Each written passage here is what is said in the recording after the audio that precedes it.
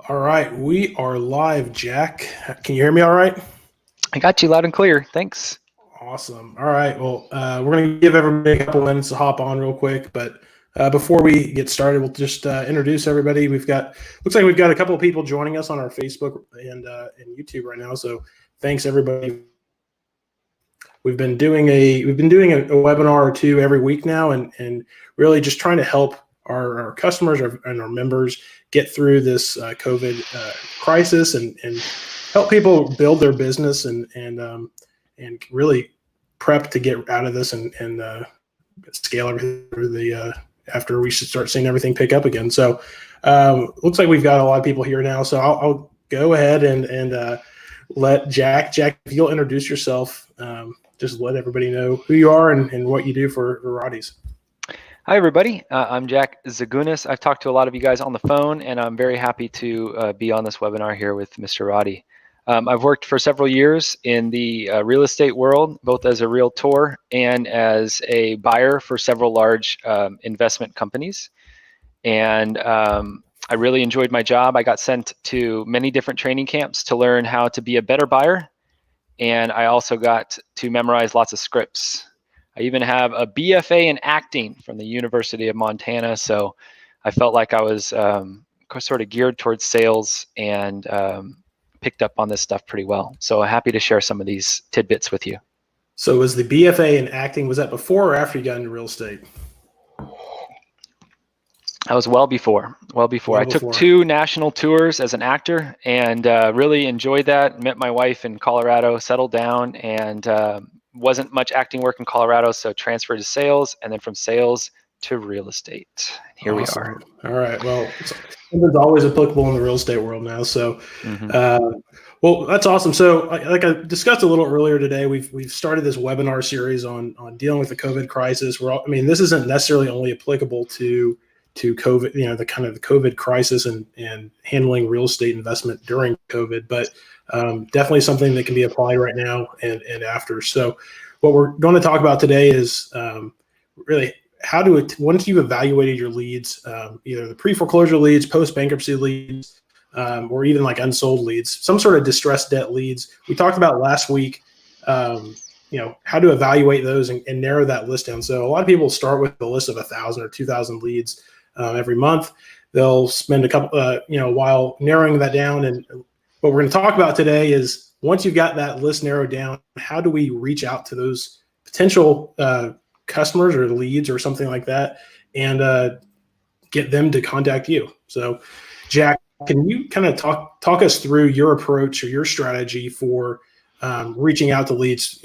So you've got your list. What do you do once you have your list evaluated? Yeah, my favorite thing is when the lead calls you. You calling the lead is definitely what we need to do at times, and we need to add that as a feature. But if the lead's calling you, they already have interest. They may be calling you just to say never contact them again, but at least they're calling you. So the best ways to get the leads to call you is I have a website that has a sort of a portal for them to say, hey, I'm interested in selling my house for cash. You can put up bandit signs. You can do ringless voicemails, which we can do on our website, the foreclosure listing service. You can have a VA cold call them, and then you have a hot lead, just the hot leads that are the ones that you get. And of course, send out postcards and letters. That's still a huge part of our business, is sending out postcards and letters, and then put your number on there. A little trick, first trick I'll add today is if you're going to do postcards, I would recommend putting your number on there 3 times. 1 on the front and 2 on the back. Just sometimes when the postcard goes through the mail system, something gets smudged on it, and you would hate for it to be just the line with your number on it. You would waste all that money on those postcards. So the preference is to have the leads call you, or the homeowners give you a call. What happens if you've reached out to these people, you've sent postcards, you've sent the ringless voicemails or the emails or social media or anything like that, and you haven't got a call? Do you kind of proactively reach back out to them, or do you just move on to the next lead?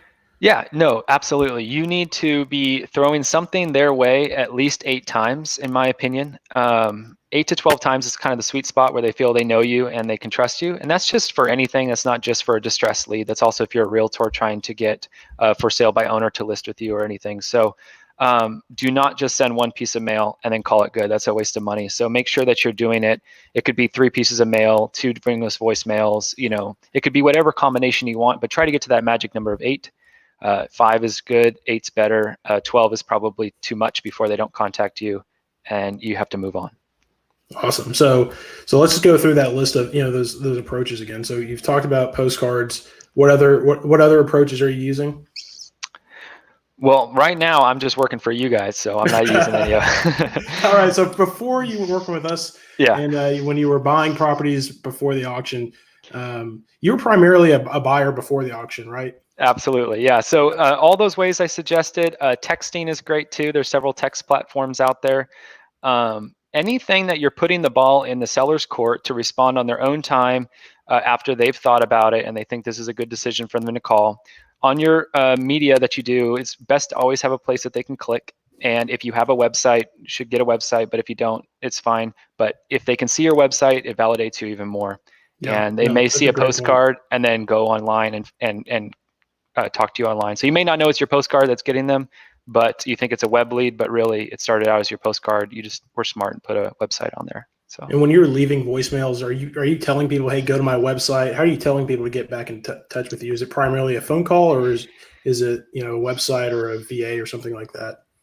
Yeah, on the phone call, it's very casual. It's almost like on the ringless voicemail, it's almost like you're just talking to them. And so anytime you leave a voicemail for somebody, you're usually not giving your website information. It's just like, hey, I'm interested. I don't know if it's for sale or not, but man, I'd sure like to own that house one day. If you'd ever consider selling, please give me a call and then leave your number. And it doesn't have to be a super formal message with email or with a website and all that. Awesome. So let's talk about what you do when you've made the phone call or you've got the homeowner actually calling you now. What are you doing, and how are you talking to the homeowner? Yes, this is what I wanted to talk about. Thank you, Mr. Roddy. So I want a disclaimer at first. There are many ways of doing a buy call. My way is not necessarily right. This is the way I've had some success. If you guys know the disc profile, I'm a high D and high I, so I like to be direct and personable. If you follow Enneagrams, I'm an 8. So whatever works for you, the best thing to do on the phone with the seller and in the seller's home is to be as quiet as much as possible. Let them speak as much as they possibly can, and to be yourself. So if you don't want to be outgoing and sort of gregarious like I am, don't do that if it's not your personality. Be yourself. Anything else you do will come across as false, and you probably won't get the deal. And have fun. And so the proper mindset when you go on these calls, if you're a new person in this business, it can be really hard to finally get your first phone call, and you really need that deal because rent's coming up or your mortgage is coming up. But you got to put yourself in the mindset that the seller needs you, not the other way around. You don't need this house. You don't need this deal. You could buy it 6 months from now, a year from now. It doesn't matter to you. So you really need to put yourself in the mindset that you're doing them a favor by being at the house, and that you have what they need, which is money to solve their problem. If you start when you get somebody on the phone, what's the what are you looking to do? Do you have like an end goal, or are you trying to make an offer when you're on the phone, or are you just trying? Is there something you're trying to get the seller to set with you or assign with you to at the end of that phone call? Great question. Now, there's a few companies out there that are national home buyers, and they do a great job, and they lock everything up on the phone.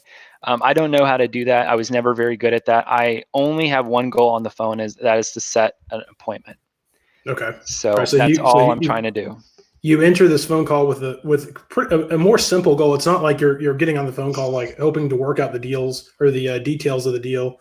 Really, you're just trying to introduce yourself, find out if the person is interested in selling their property, and if they've called you, they are. So that's one of the great exactly. They wouldn't pick up the phone from your postcard if they weren't. And anything they tell you on the phone is a lie, or probably not the complete truth. So just remember why do you say that? Well, they don't know you. They don't know anything besides this postcard. So the fact that they're going to open up and tell you how hard it's been and that they really just can't make another payment or whatever their problem is highly unlikely that you are that good on the phone and have the right questions to open them up. They do at the house. So get that appointment, get in front of them. That's when the truths start coming out. And the truths help both you and them. It's not just like, oh, now I can buy the house for less than it's worth. It's more like, now they're being honest, and we know like, oh, their goal isn't just to sell this house. Their goal is also to rent it back for a month, or their goal is to find a rental for a year, or their goal is to make sure that they can leave everything in the house but take grandma's grand piano, and they need help with that. You find that stuff out at the house. Yeah. So let's say they give you, they return a call, or they at least answer your phone call. What, we've both had conversations like where the call opens up. It's like, hey, I'm Curtis Roddy. I want to buy your house. And then, would you like to sell, or something like that? They say yes, and then there's a dead silence right there. Like, how do you fill that gap with dead silence? With trying to be, I mean, it's always a little bit of an awkward, time period right then. So this is what I say. If there's a silence at the beginning of a call, I say, do you want me to walk you through the process of how we usually get a seller a cash offer on their property? That's easy. Yeah. So what if they just say yes? Yeah. Okay. Well, then you're going to get some pieces of information from them. Usually the very first thing I do when a seller calls, and I'm only going to go through like every other piece of information I wrote down for this. So if you want more information later, my number, my email, it's jack@flsonline.com. Please reach out to me. I'd be happy to walk you through this stuff. But the very first thing I do, I'm going to give 2 tips on this. The first thing is tape your training calls. Texas is a one-party state. If you're in Colorado, that's a one-party state. That means as long as you're cool with taping your own phone calls, it's cool. It doesn't have to be both people agreeing to it. You may be in another state where that's not okay. And you're not going to broadcast this out. You're just taping it for training reasons. When you get done with your call, listen back to your tape. 2 is make the seller do something right away when they pick up the phone, when they call you. They're going to have an agenda of what they want to talk about. You say, okay, hold on just a sec. Can you, do you mind grabbing a pen and paper? And you can make that reason whatever you want it to be. You can say, I want to give you my direct number just in case we get disconnected or whatever. The real sellers, they will go do this for you right now. It's okay if they don't, if they're driving, or if they don't, you still might buy that house. But you really know if they go grab a pen and paper that you're dealing with a real prospect here. So that's the first thing I do. And second, you just have to get some pertinent information. You have to get why, what their address is. And the other thing I want to make sure is on the buy call appointment, I want to make sure that all the decision makers are going to be at the house. I've went to a lot of appointments where the appointment went well, but then the husband or wife wasn't there. And then when they come home later, they're like, no, I'm not selling the house or whatever. And I wasted all that time. And so try to make sure all decision makers will be there. So you've got like, there's probably two types of like people that will answer the phone or call you back. One is the guy who really wants to sell their house and is like, yeah, I got a pen and paper. How can we get this done? There's the other one who says, I don't know. You called me, like, you want to buy my house? Give me a 120% offer or something like that. Like you've got two types. The guy that's like, no, like, make me an offer right now. Yeah, well, the thing about this is you need to have a good list. Yeah. Okay. So if you start with a good list, you know that your leads on this round of phone calls are pre-foreclosures. Okay. Then he's just putting on airs. You're not going to send a card to everybody in the neighborhood saying, hey, I want to buy your house, because it's a total waste of time. So ahead of time, hey, this guy's got a bankruptcy. We have a post-bankruptcy list. He's got a foreclosure. He's got a probate lead. He's got something. You're not going to send it to everybody. So there is something there. So he's just not going to tell you about it right away. And that's okay. You're just going to move through your system, set the appointment if you can. Let him know, though, that we're not the right buyers for everyone. There's a thing in a system I used, and I'll jump through it now. This is kind of the end of the call, and then we'll move on to the house. But at the end of the call, I set what's called an upfront contract. It's a Sandler technique, which is a selling technique. And basically, it's just telling them what's going to happen next. And so my script kind of goes like, okay, it looks like, Mr. Seller, we're going to be at your house Wednesday at 3 o'clock. Both you and your wife are going to be there. If at any time during the appointment you feel like you don't want to sell your house, or you decide that what we're offering is just not enough, are you okay with just telling me no? You wouldn't say, I'd like to think about it, when the real answer is no. And then make them say yes or no. Make them commit that they'll do that. It puts them at ease. And then you can just fire right back and say, and we'll do the same for you if we don't feel like this house is right for us. So we're not wasting your time. And Awesome. just that little line right there will really increase, the buyer or seller actually being at the property or not. So. Awesome. So you've got them on the phone. You figured out, are they serious or not? You've kind of, I mean, with that question, you're kind of setting it up like, hey, we're trying to be honest here. I don't want to waste your time. You don't want to waste my time. What's your next step? Well, I guess let's go back. What type of information are you trying to get? Right. So we've discussed like, hey, like the goal of this is to get an appointment to go to the property and tour it. Are you necessarily going out and getting other information? Like, are you trying to get all the other loan information, like stuff like that on the phone, or are you going to wait till you get to the property? Yeah, I'm going to wait. Okay. Unless I've got tons and tons of leads, which is great. If you do, you can what's called overqualify them on the phone. You can get, like all the information you want, find out why they're selling, when they want to sell. If you're just getting a regular amount of leads that you can handle, go on as many appointments as you can. You never know the real reason that they're selling or what you can get it at until you go to the house. So, yeah, I'm getting their address, I'm getting the decision makers, and I'm making sure that they know that this is like not a full price offer. We're wholesale home buyers. It's what we are. Yeah, we buy at wholesale prices. Awesome. So how are you getting from you get all this information to, hey, can I come to your house? Like it's a little intrusive, right? It's like, hey, I want to come to your house, look around, go through the closets. Like what is like, do you prep them for what that tour is going to be like?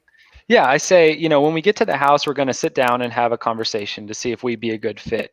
And then if everything seems good, we'll walk around the house. And then by the end of it, you'll have an offer. Remember, the only thing that they wanted was the offer. Most people call, they say, hey, you'll have an offer for me. They think it's going to be over the phone. Well, how could it be over the phone? You sent out, 1,000 postcards. You didn't drive by all these houses, and they think you did.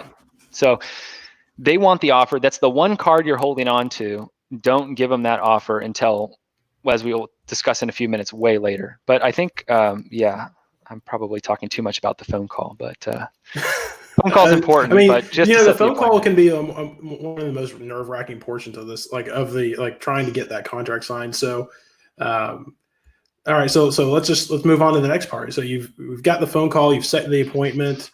Walk me through from I pull up to, well, actually let's get back up before that. How are you preparing to go to the property and do the tour?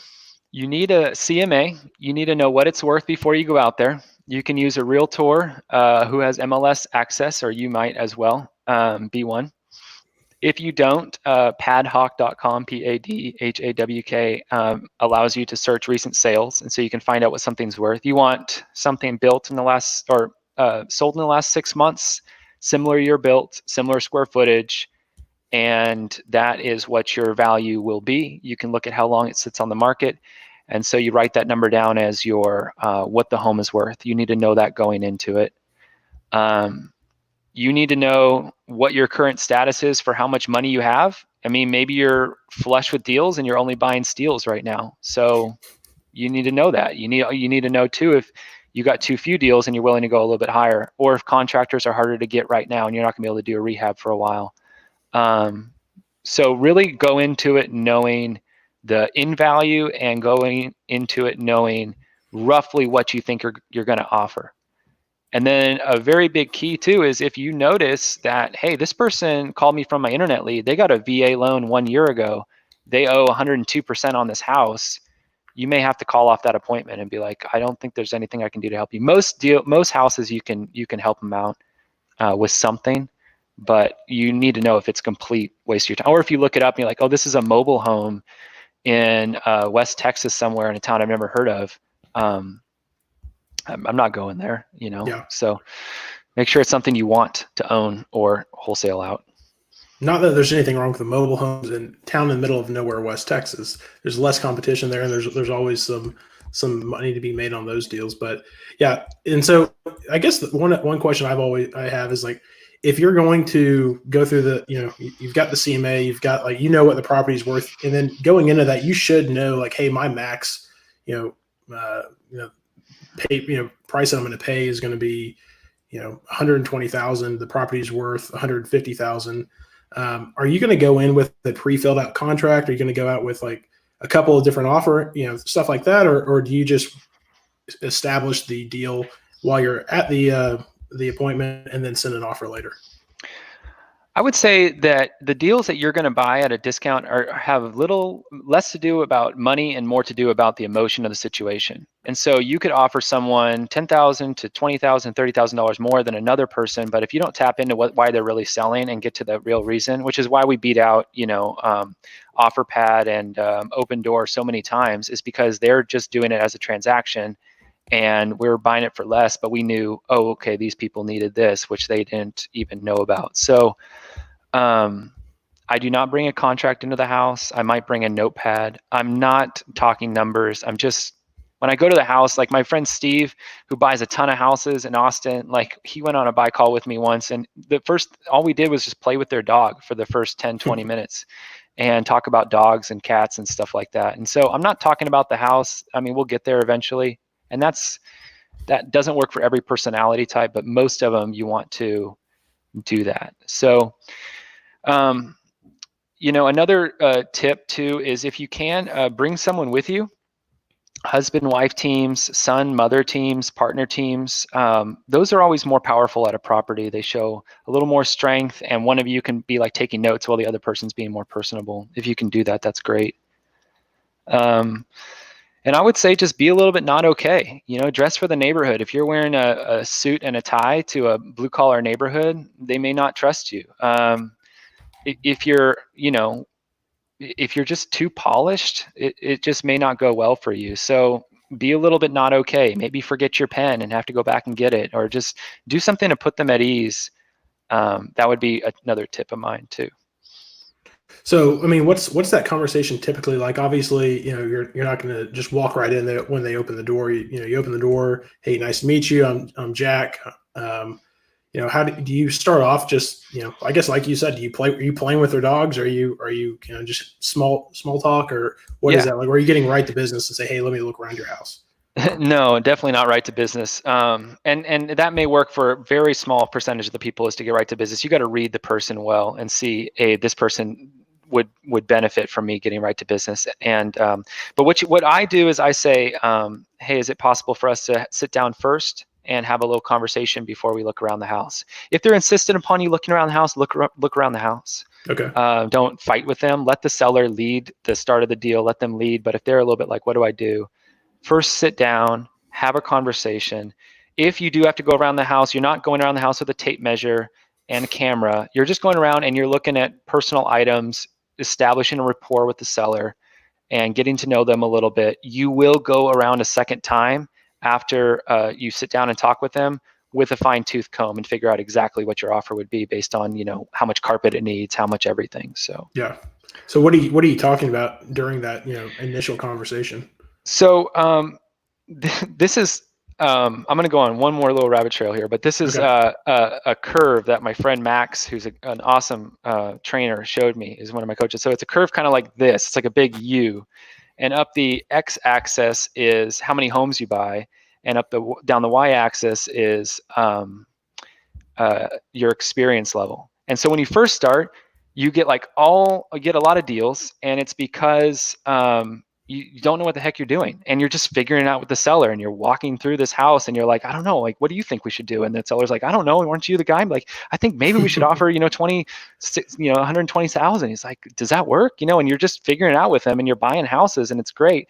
And then you go through this period where you just know all the stuff, and you assume this guy's just like the other guy because of one reason or another, and you assume that they want this because of this other experience you had, and you just learn how to do subject twos, and you're trying to push that when it's not appropriate for the situation because you want to try one out, and you don't buy a lot of houses. So I say all this to say this: be a professional dummy.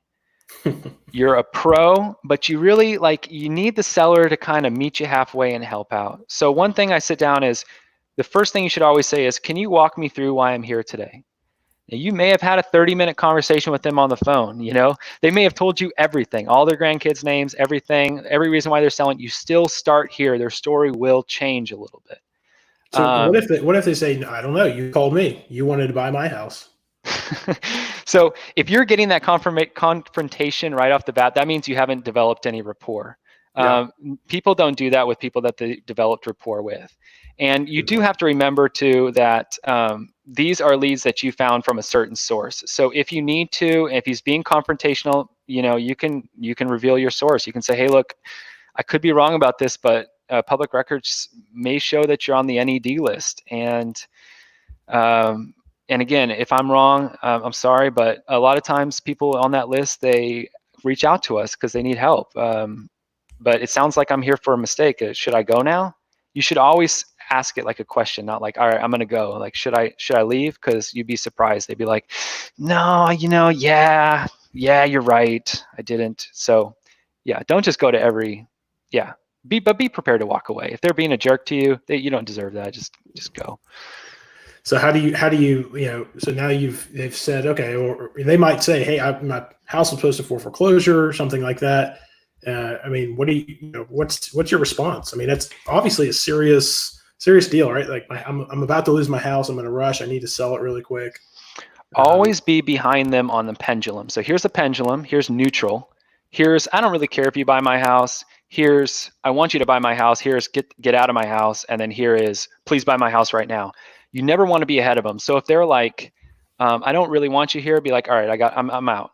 And if they're like, I really want you to buy my house, don't be like, yeah, okay, let's do this. Be like, okay, yeah, I think I'd buy it. So you always want to be behind them no matter where they're at.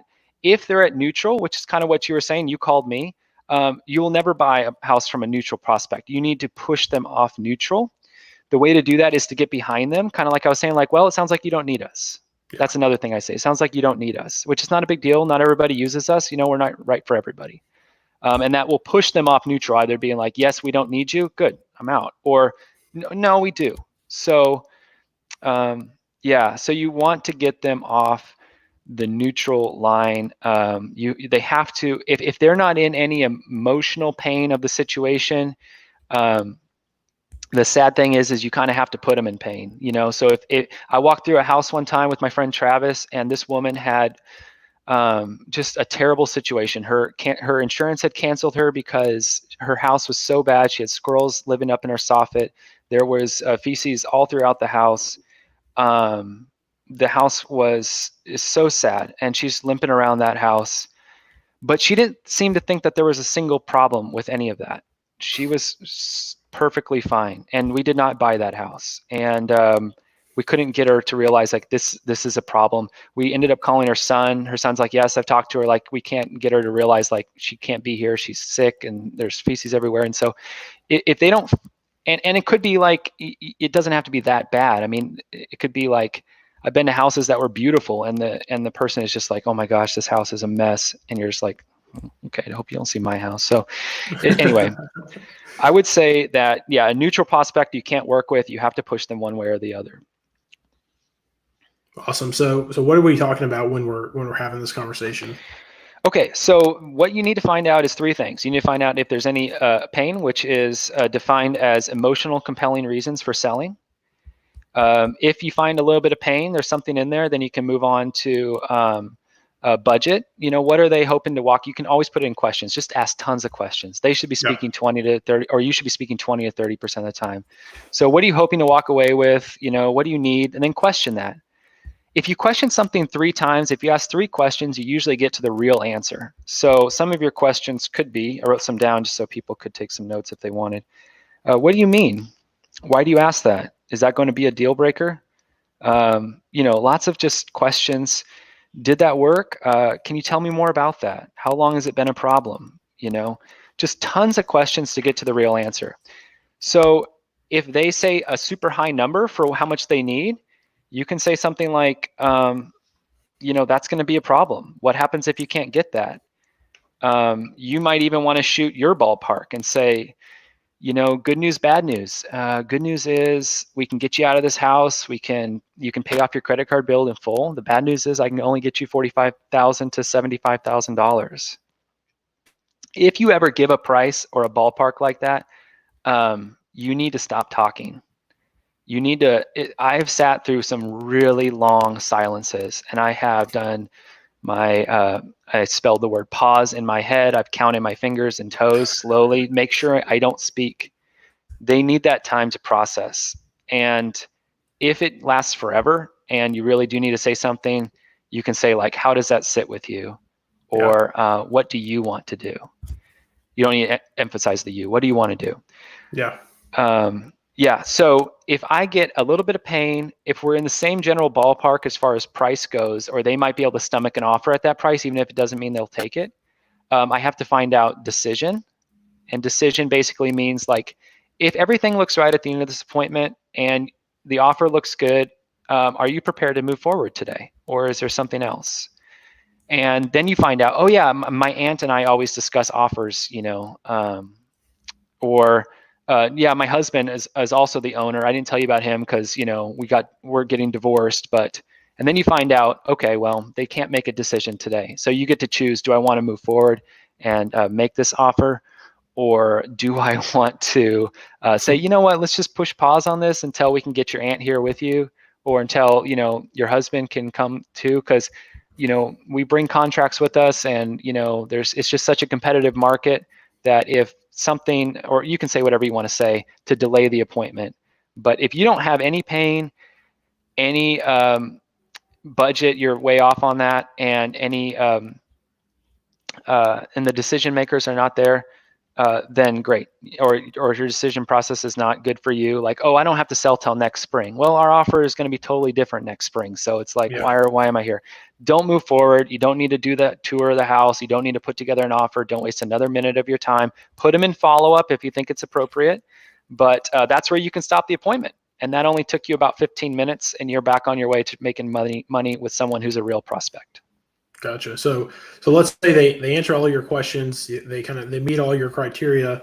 What are we doing whenever what are you looking for when you do the walkthrough? Like you said earlier, you're not taking a measuring tape and measuring all the rooms and taking a bunch of pictures. Are you really doing that walkthrough is it really for your benefit or for the homeowner's benefit to see that you're serious about buying the property? I'm sorry that I misspoke. So you are doing that the second time. You are doing a highly detailed walkthrough to make sure that you're putting everything in your property evaluator program, whatever you're using, to get the right offer that you want to offer. Correct. Yeah, but the first time though, what is do you have a goal with that walkthrough? It's just developing rapport. Okay, so you're still kind of in the. And if you want to start moving to your paying budget and decision questions during the walkthrough, and you feel comfortable doing that, that's fine. But developing rapport is absolutely number one. I mean, even if you're a realtor or an investor, people will only sell to people that they know, like, and trust. So you're not going to get any of that if you don't start that way. So awesome. Yeah. Funny stories about like doing this walkthrough and finding out, or stories about having the conversations? No, I mean, through walkthroughs, just surprising amount of children sleeping in their beds still. Like every room it's like, is it cool that we're here, like looking at this property, taking photos and stuff? Like, just doesn't seem to bother them. I'm pretty shocked by that usually. Like when I see that, I'm like, what's going on here? So I did show up at a house that I wanted to tell you about. I thought it was going to be great. It was an acre of land. It was a real house. Not that, like Curtis said, there's anything wrong with mobile homes, but they have a lesser resale value. And so I went to a real house. It was just outside of town on an acre. And this house was so rough, and their septic system was backed up. And the two neighbors next to it both had their septic systems pulled up that they were doing it. So the smell was unbelievable. She apparently had no idea I was coming. So she was like in her nightgown and came to the door. I sat down, and a mouse ran across the floor. And she didn't really seem like she cared if I was there or not, or if she sold the house or not. And I got out of that one pretty quick. But I don't even think that there was a right price for that house. Like, I think that she might have had to open her checkbook to have us buy that. And I've made negative offers before, and it's not fun, but I don't want to like not make an offer on a house. So what do you tell me what you mean when you say you've made a negative offer before? Well, I've said, the current condition of this property, my spreadsheet is telling me that you have to pay us, $5, $10, $20, $30,000 for us to buy this. What's that response like? I take a big deep breath and sigh, and then I say, what do you want to do? And I haven't had it yet where someone has paid me to take the house, but sometimes, if they owe too much, they will bring a check to closing to like make sure it gets done. Yeah. But if they owe nothing and they have to pay me to take the house, I haven't gotten any of those. Gotcha. But awesome. So you've done a walkthrough. You've kind of, again, like you said, you're building that rapport. You like the house. You don't see any. There's no red flags. You get to the point where you're ready to make an offer. Tell me about that process for you. Yeah, great. I am happy you said that. So see if they'll try to make the offer first. How much are you hoping to put in your pocket? Oof, that might be a problem. Try to see if they'll negotiate with themselves a little bit first to get it down. And I talked about the good news, bad news. The ballpark is really where to start. Once you make the offer, I like to make the offer exact. It kind of leaves less room for wiggle room. Instead of saying I offer you, $25,000 for your property, you say I offer you $23,864.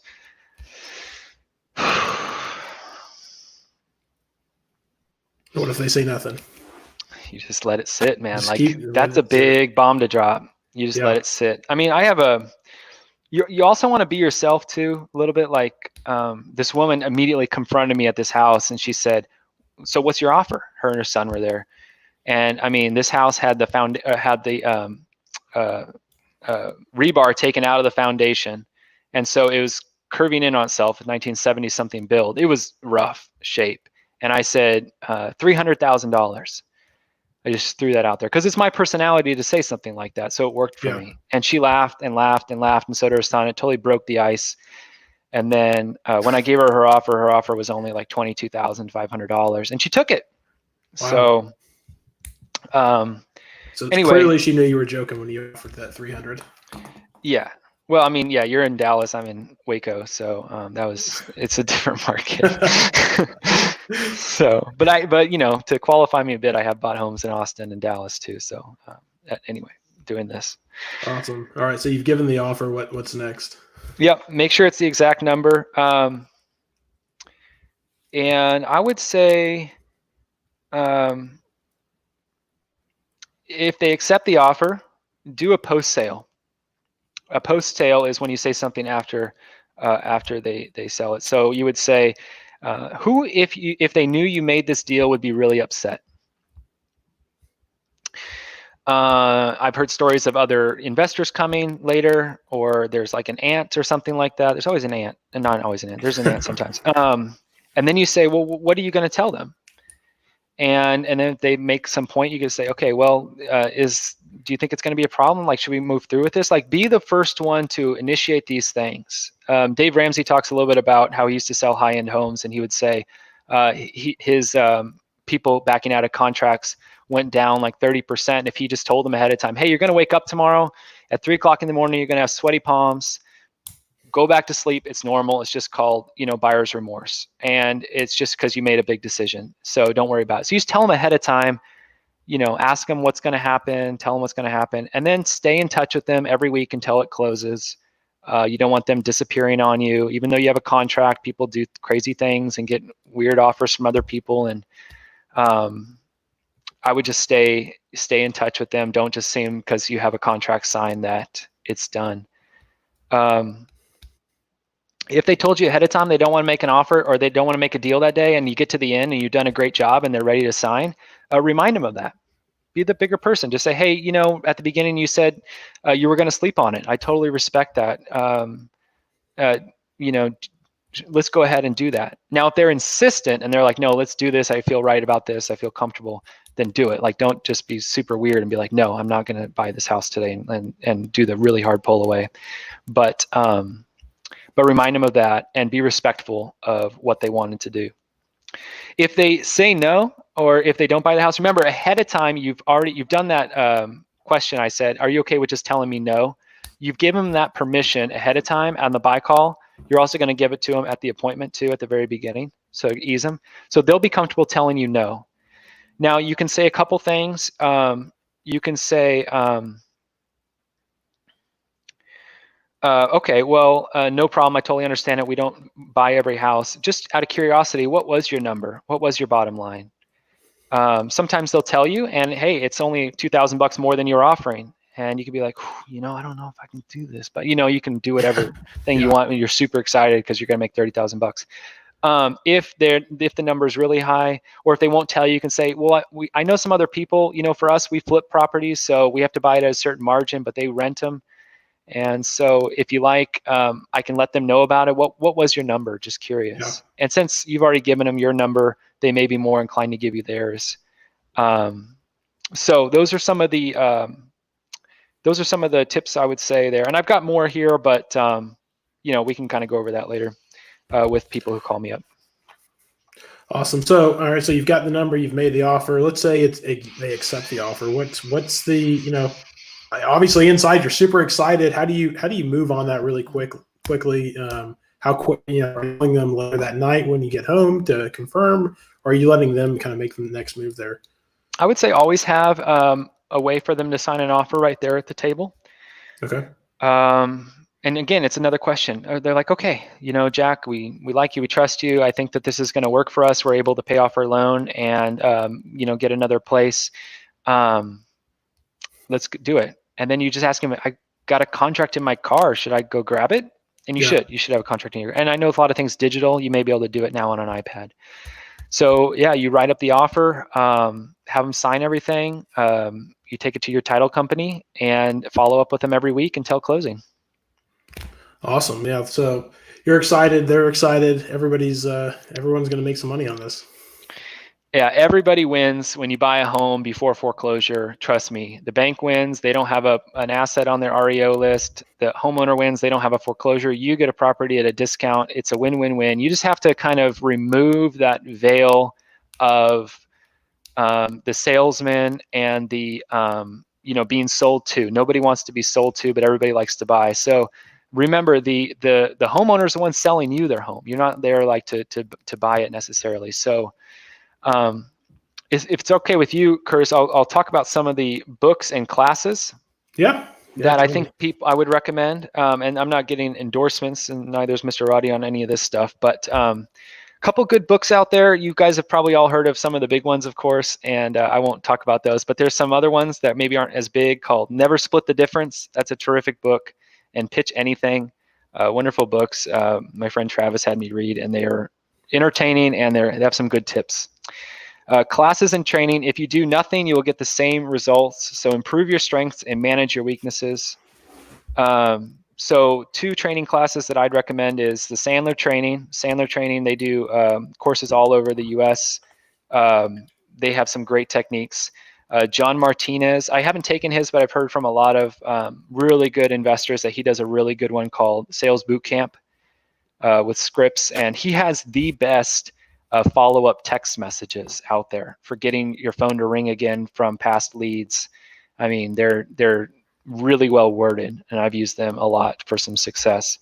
But key is to get a coach, get a class, stick to it, follow a script, almost no matter how bad. Just follow a system that you trust, so that when you fail, because remember, the deal, you can blame it on the scripts, because the deal is you're going to send out all this mail. You're going to get a very small percentage of people that actually call. Of those 20 people that call, you're going to go on about 8 appointments. And of those 8 appointments, you'll probably make 5 offers. Of those 5 offers, you'll buy 1 deal, probably. These are numbers that I got from some of the bigger companies that do this kind of stuff.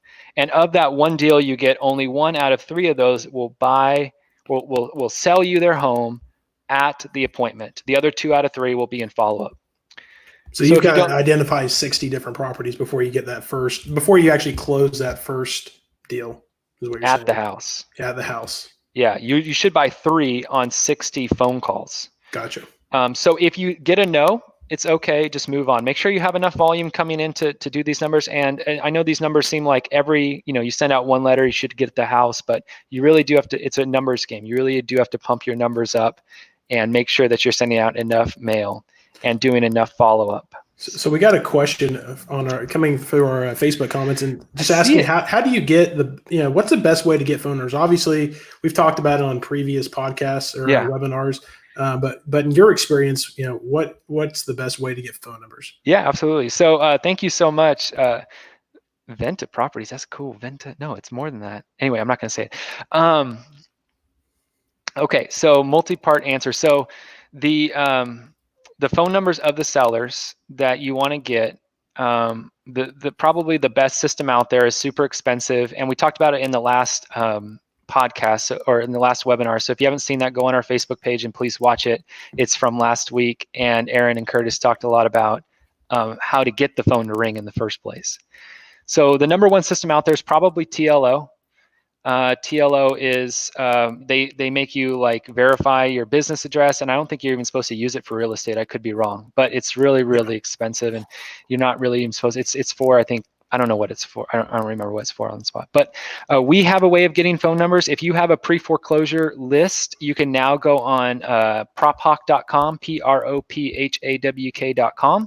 There is a video as soon as you go on and you log in with your FLS number or your FLS login, and your list is already on there. So you don't have to do anything. And you just click and you upload your list, and there's a button called Get Contacts. I believe for 10 cents a phone number, you can get phone numbers, which is way cheaper than anything else out there.